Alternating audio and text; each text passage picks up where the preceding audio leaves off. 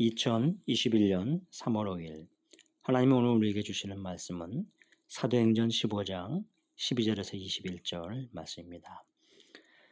온 무리가 가만히 있어 바나바와 바울이 하나님께서 자기들로 말미암아 이방인 중에서 행하신 표적과 기사에 관하여 말하는 것을 듣더니 말을 마침에 야고보가 대답하여 이르되 형제들아 내 말을 들으라. 하나님이 처음으로 이방인 중에서 자기 이름을 위할 백성을 취하시려고 그들을 보내 돌보신 것을 시므온이 말하였으니 선지자들의 말씀이 이와 일치하도다.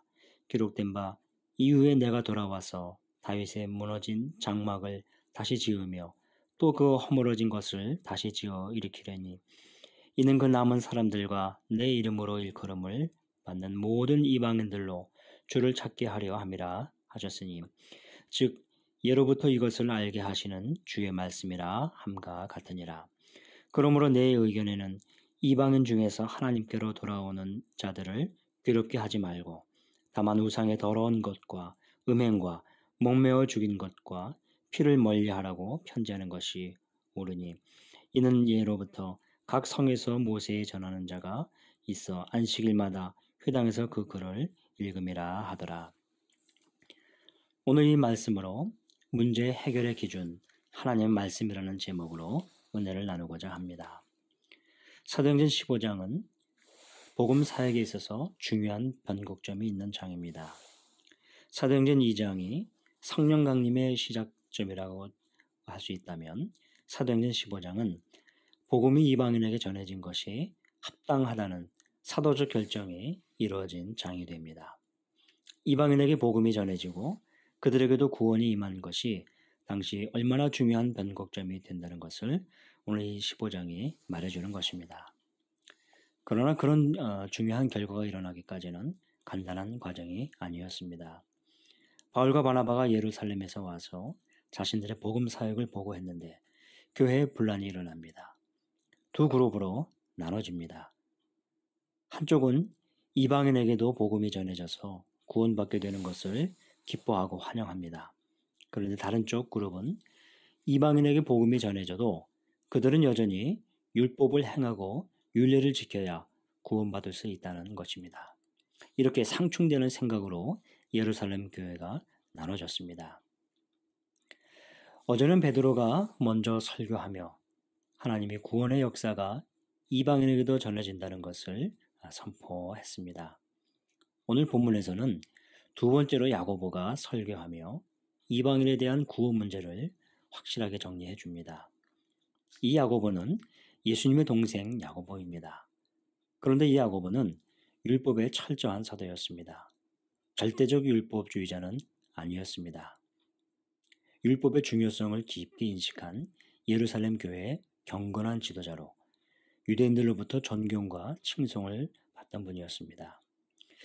야고보는 복음을 충분히 이해하면서도 율법의 의미도 중요시했습니다. 그런 야고보가 오늘 이야기한 것이 무엇인가요? 야고보는 바울과 바나바의 사역을 보고 들으면서 지금 되어지고 있는 일들은 구약에서 펼쳐오셨던 하나님의 역사와 일맥상통한다는 것을 보게 된 것입니다. 지금 벌어지고 있는 일이 과연 구약의 예언과 부합한 하나님의 뜻이 맞구나 하는 것을 확신하게 됩니다. 이 하나님의 뜻을 확인하면서 그는 더 이상 율법을 복음의 의미보다 더 강조하거나 주장하지 않게 됩니다. 야고보는 14절과 18절 말씀을 통해 이런 일들은 구원하시는 하나님의 뜻이 분명하다고 결론을 내립니다. 우리는 더 이상 이방인에게 구원의 복음을 전하는 것을 막아서도 안 되고 주저해서도 안 된다는 것으로 결론을 내립니다. 이렇게 경건했던 예수님의 동생 야고보, 앞서 설교했던 이 베드로 사도의 그 말을 통해서 이방인에 대한 예루살렘 교회의 분란이 이제 마치게 됩니다. 그들의 갈려진 생각이 또 그들의 분분함이 모아지게 되는 것이죠. 하나님의 말씀을 기반으로 한 야고보의 권위가 예루살렘 교회를 진정시키고 하나님의 뜻 앞에 서게 해 주었습니다. 우리 사랑하는 성도 여러분, 문제 해결의 기준은 하나님의 말씀에 있음을 기억하시기 바랍니다. 오늘 야고보는 19절을 통해서 자신의 생각을 또 전하면서 이야기를 또 마칩니다. 그런 두 가지를 당부하게 되는데요. 첫째로 이방인이 주께로 돌아오는 것에 대해서 그 어떤 것으로도 그들을 막지 말라 권합니다.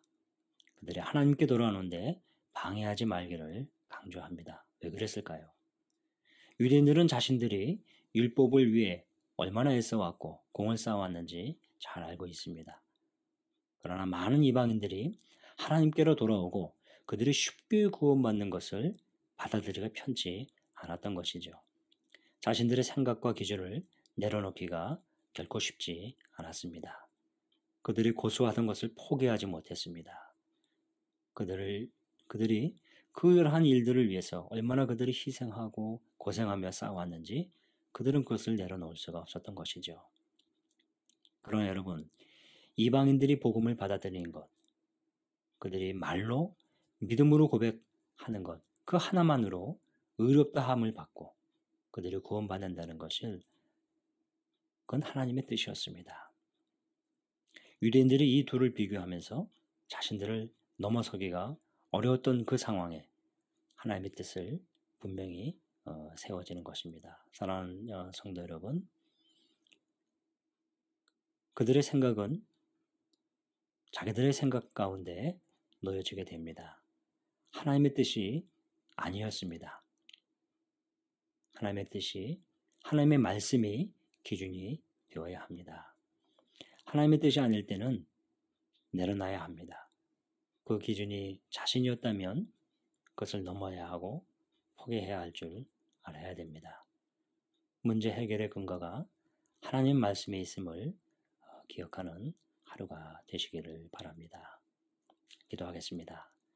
사랑하시는 주님, 하나님의 뜻을 구하는 삶이 되게 하여 주시옵소서. 하나님의 뜻이 아닐 때 우리 자신을 내려놓고 과감하게 주의 뜻에 순종하는 저희가 되게 해주시기를 원합니다. 늘 주의 말씀을 깨닫는 분별력을 주시고 또 깨달을 때마다 그 말씀에 순종하는 삶이 되게 하여 주시옵소서. 예수님의 이름으로 기도합나이다. 아멘. 이어서 같이 기도하겠습니다. 말씀을 생각하며 하나님의 뜻을 구하는 삶이 되게 해 주옵소서. 문제 해결의 기미가 보이지 않을 때 주의 말씀을 묵상케 하옵소서. 코로나19의 조속적인 종식과 또 새로 시작되는 이 백신 접종 과정이 안전하고 순조롭게 진행되게 하여 주옵소서. 선교사님을 위해서 기도합니다. 이응복, 이정미 선교사님 본부 사역을 할 때, 특히 많은 선교사님들의 멤버 케어 사역을 할 때 이분들을 통해서 많은 분들의 위로와 회복이 있게 하여 주시옵소서. 환우를 위해서 주님 앞에 간구합니다. 우리 강춘자 권사님 불면증과 공황장애로 고통 중에 있습니다. 속이 안정되고 깊은 회복을 허락하여 주시옵소서. 담임 목사님 청빙 과정이 계속 진행되고 있습니다. 하나님께서 준비하신 신실한 목사님을 주님 보내주시고 또 주의 뜻을 분별하며 교회를 섬기고 성도를 깊이 사랑하는 그런 목회자를 세워주시기를 주님 인도하여 주옵소서. 이를 위해 매일 오전 10시 온 성도들이 한마음으로 주 앞에 나아가길 원합니다. 주님 역사하시고 정말 아름답고 귀한 교회로 회복시켜 주시옵소서. 오늘도 이어서 주님 앞에 기도하는 귀한 하루가 되게 하여 주시옵소서.